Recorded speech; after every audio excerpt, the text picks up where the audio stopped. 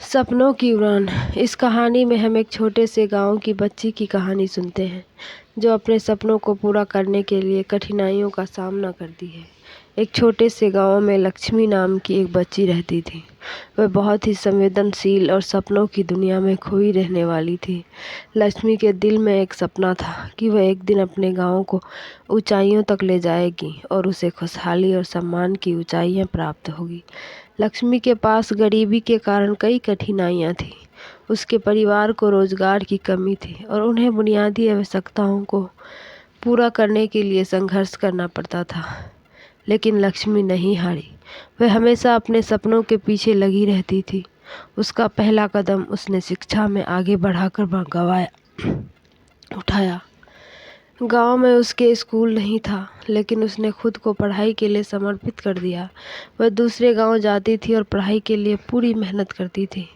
संघर्ष और कठिनाइयों के बावजूद वह अपने लक्ष्य की ओर बढ़ रही थी। लक्ष्मी की दृढ़ता और मेहनत ने उसे सफलता की ओर ले जाया। उसने अपनी पढ़ाई पूरी की और उच्च शिक्षा हासिल की। जब वह वापस अपने गांव लौटी तो उसने गांव के लिए प्राइवेट स्कूल शुरू किया।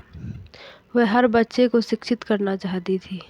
उसका पढ़ाने का तरीका बेहद अनोखा था, जिसके कारण वहाँ के बच्चे बुद्धिमान बनने लगे। लक्ष्मी की संघर्ष और प्रगति की कथा गांव के लोगों को प्रेरित करने लगी। वह उसकी आदर्श बन गई और उन्हें भी अपने सपनों की पूर्ति के लिए मेहनत करना शुरू कर दिया। इस तरह लक्ष्मी ने अपने गांव को ऊंचाइयों तक ले जाने में सहायता की और लोगों को सामरिक, आर्थिक और सामाजिक रूप से सशक्त बनाया।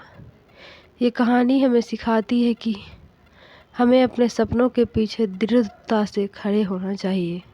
कठिनाइयों के बावजूद हमें अपनी मेहनत और समर्पण बनाए रखने की आवश्यकता होती है।